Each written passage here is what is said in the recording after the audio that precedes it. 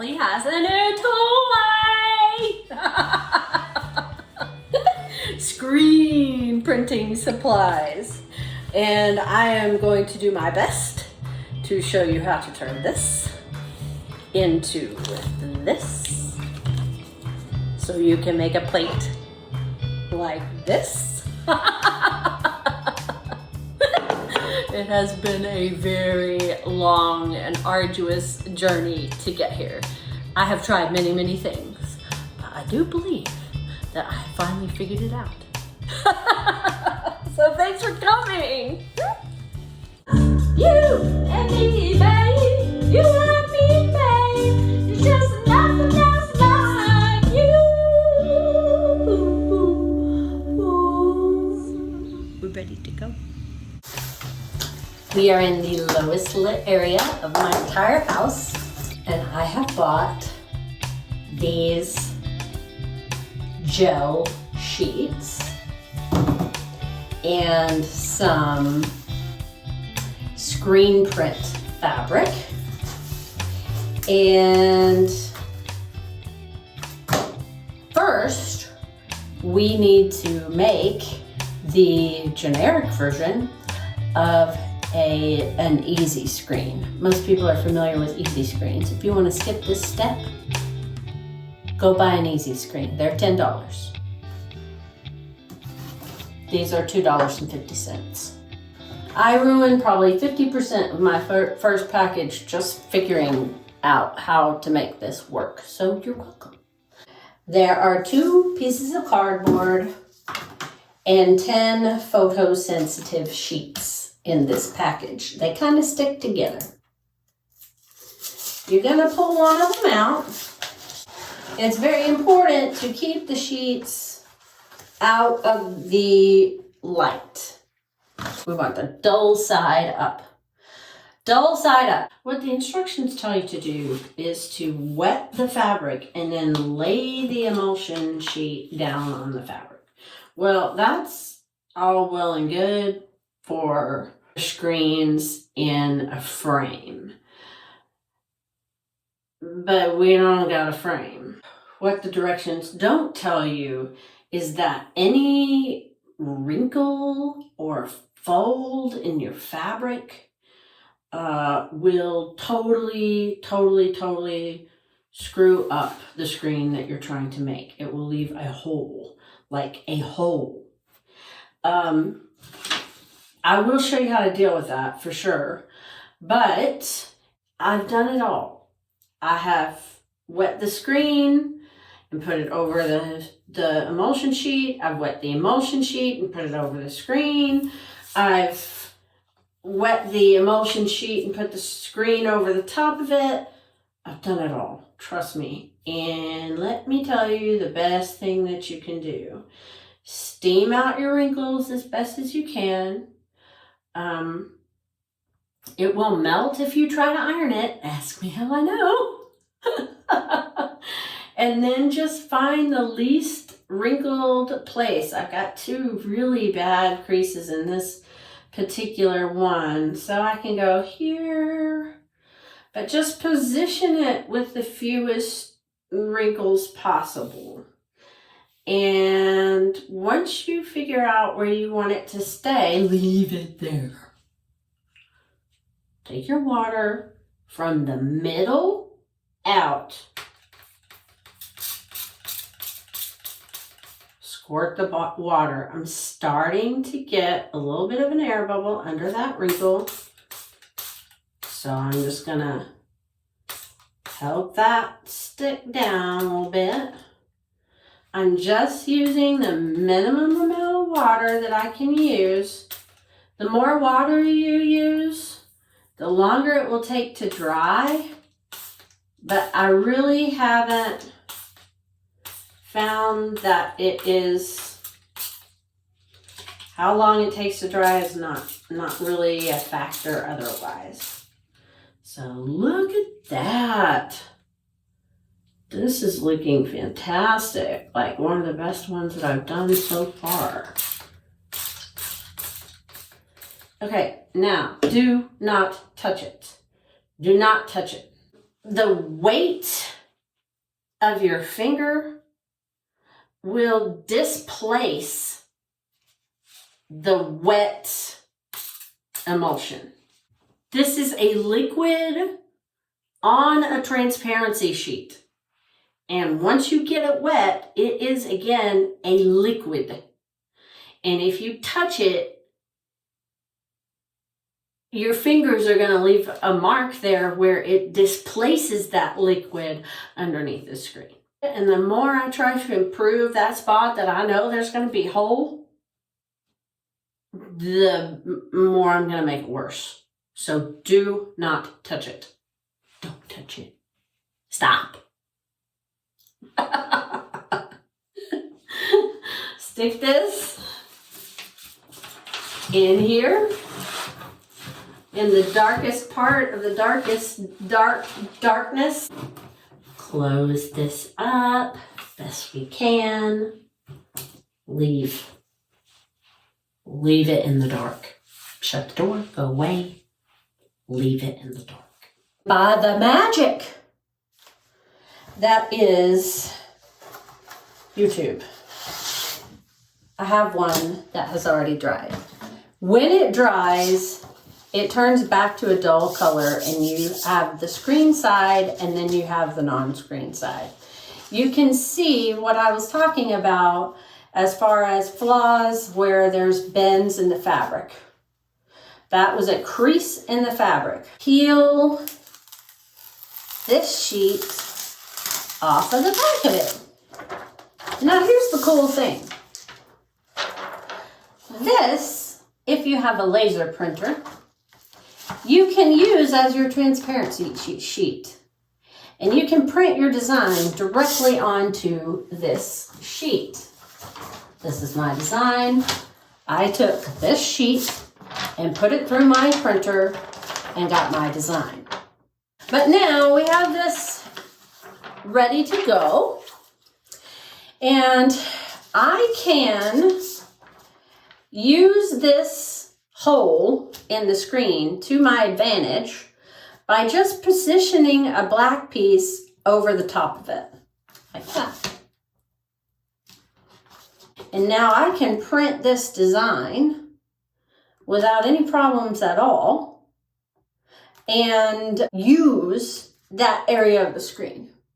These are sheets of plexiglass that I got from my local hardware store.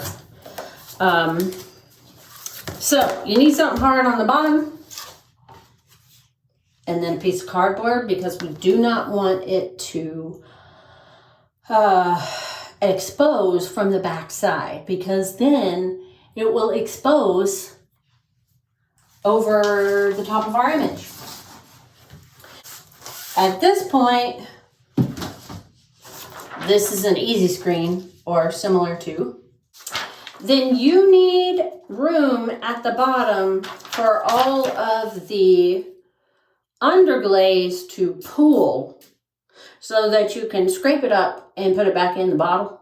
I could conceivably cut this piece of screen in half and use it for something else. This, back in the dark. You need to make sure that the ink side goes to the gel side of the screen. What happens when there is when there is any kind of shadow, you will get a blurry print.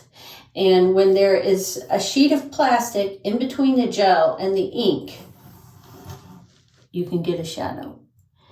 And then it doesn't expose as well. Ask me how I know. At this point, we need a clear sheet of glass. So this is not glass, this is plexiglass, and that's fine, but it has to be completely clear and it needs to be clean. Looks like this end is a lot cleaner than the other end for some reason. Clips. Clip these down. I'm going to walk outside like this.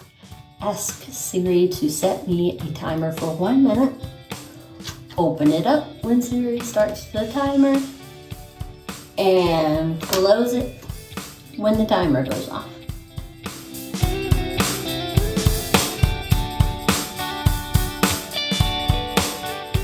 We are back in the low light.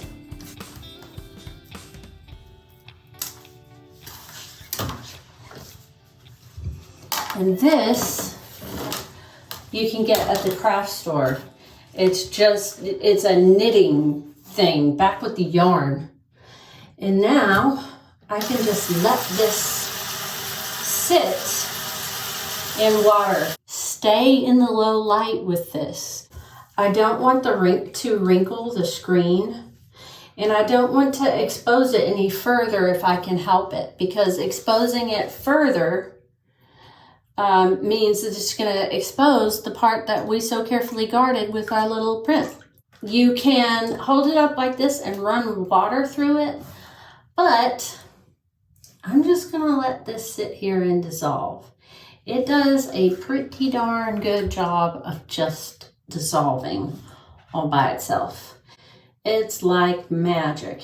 I do want to point out here, because you won't see it later, that's the hole right over the top of a snowflake. So that worked out beautifully. 10 minutes. Okay, so it's been 10 minutes and it's been in here in the dark.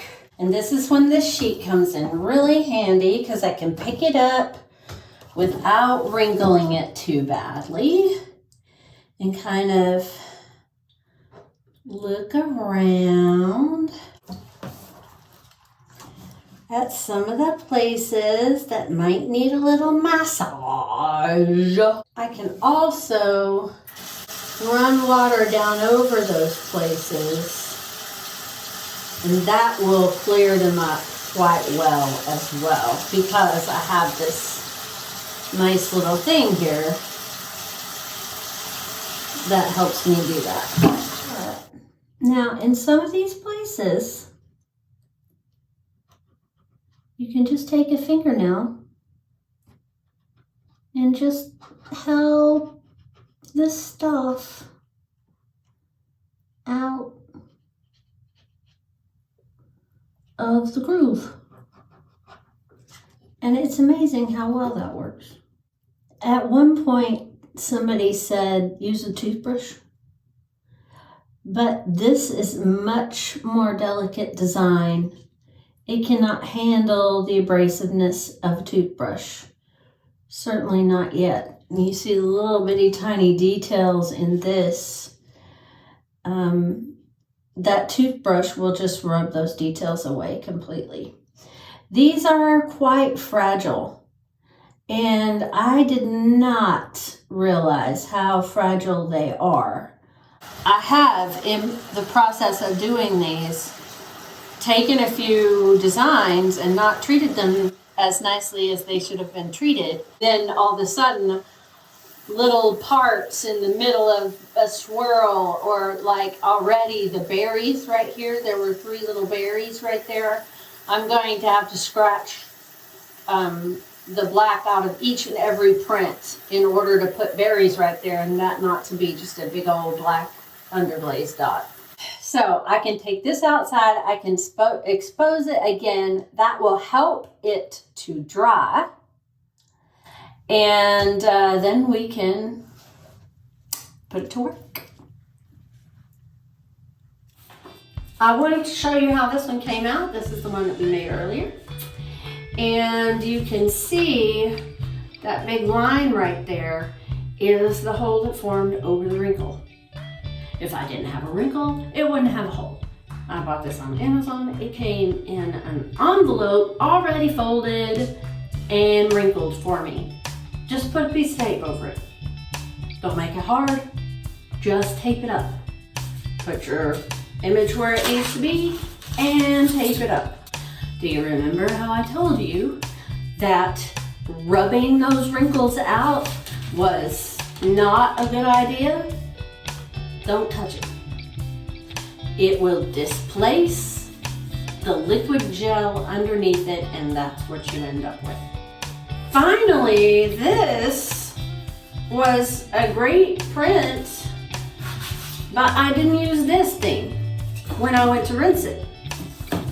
I wadded it up like this and rubbed out all of those little places that needed rubbing out, and then I turned it this way and I rubbed out places, and then I turned it this way and I rubbed out places, and this is what we end up with. Is it printable? Yes, it is printable, but those wrinkles don't go away.